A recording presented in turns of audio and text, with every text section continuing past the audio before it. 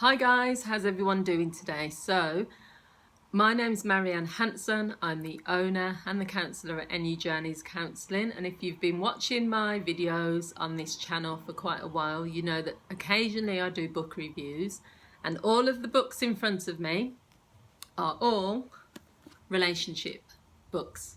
Because I'm a relationship counsellor, I also do work with individuals with depression, stress, and low self-esteem, but I do specialise in relationships for couples and individuals as well. So what I'm going to do is a series where I'm going to talk about all these books individually, and I'm going to be looking at Can We Start Again Please by, what's his name, Andrew G. Marshall. I'm going to be looking at Don't Sweat the Small Stuff in Love by Carl and Chris, Richard and Chris Carlson. It's all right. I've actually done a book review of this book as well, which you can find on this channel, but I'm going to do another one. I'm going to be looking at why men marry some women and not others, and I've also done a book review previously on this, but I'm going to be looking at it again.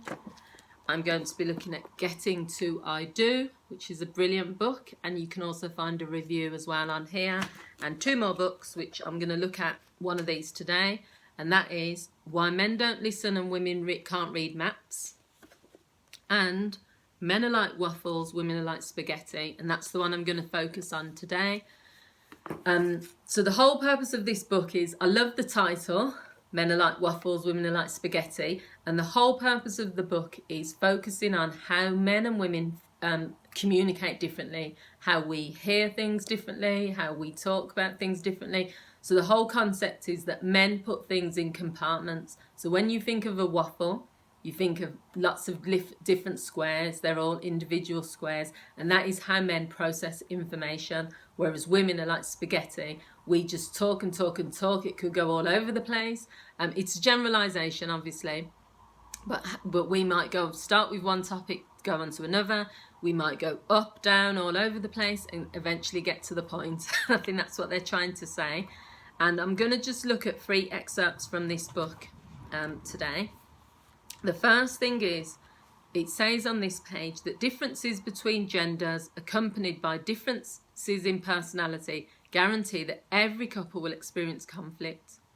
You will disagree with one another, argue with one another, and irritate one another, but conflict doesn't have to be disruptive to the relationship. Conflicts can in fact heighten your understanding of what is really important in your relationship if you know how to make it work for you rather than against you. So no one can say that any relationship is perfect and that you're not going to have disputes, but the whole purpose of this book, and also even in the work that I do, is looking at how people see things from different perspectives and how they can resolve them.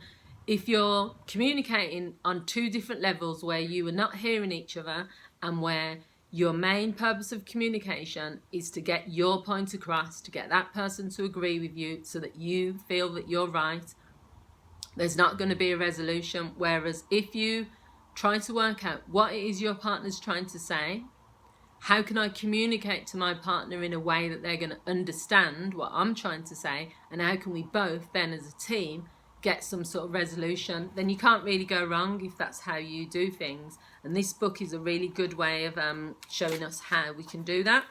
So another section which I found interesting was about talking about how the types of words that women can use sometimes. So the words that we share really matter, but we can keep a sense of humour. So it's saying for some women, when they say, when someone says, okay, what do you think about that? And they say, fine, or they get to the end of an argument and they just say, fine, it's fine, leave it, it's okay. It's saying here that this is usually a word that women use to end an argument when they feel they're right. And it's saying you shouldn't really use the word fine because you're suppressing what you really think, but you're thinking, right, I just want this argument to end, so I'm just going to say, fine, it's okay, leave it, forget about it. But you don't resolve the issue there. And it also says that sometimes as well, when a man asks a woman, how do you feel? And, oh, is everything okay? Or is everything fine? And they say, oh, so what's wrong? And they say nothing. It says usually it means something. And you should be on your toes as a man to recognise that later on there's going to be another conversation about this thing, because although the woman is not saying right now that something's bothering them, there's something really is bothering them. So it's saying here, when you find yourself becoming agitated or upset, you need to say so in the conversation. Early warnings are much easier to calm down than raging conflicts. So what it's trying to say really is, don't just simmer down and suppress how you're really feeling. Express how you're feeling and just say, you know, it really hurt me when you did this, or it really bothers me when you do this, and then talk it through. You can't always talk through every argument and find a resolution. It might not be possible. However, when you suppress things, then all you're doing really is you're letting them lie low for a little bit, but they're going to explode. They're going to come out in the end. So the final part of this book that I just wanted to talk about was this quote that he puts at the beginning of chapter 8. It says, "A woman marries a man expecting he will change, but he doesn't. A man marries a woman expecting that she won't change, and she does." And I thought that was a really good quote, because basically it's saying that how men and women think we've got different expectations. So a man will marry a woman and he likes her exactly how she is, and he doesn't want her to change, but then she does, because it just becomes different to the woman he married. Whereas a woman will marry the man and she'll possibly sometimes see, oh, he's got potential, so I'm going to marry him, and then I want to change him. I want him to become something else, and then he doesn't. And so that's interesting, because that's how we think differently as like male and female. So as I've said, this is a really good book. If you're struggling with communication, I would say this is a good book to buy. As with any book on relationships, not saying every single aspect of what they're writing about is true, or it's one perspective, and if it doesn't suit you, or you don't feel that it's a good book for whatever reason, then just take the bits of it that you resonate with and leave the rest. But I think it's a really good book. I've used it with some of the couples I've worked with.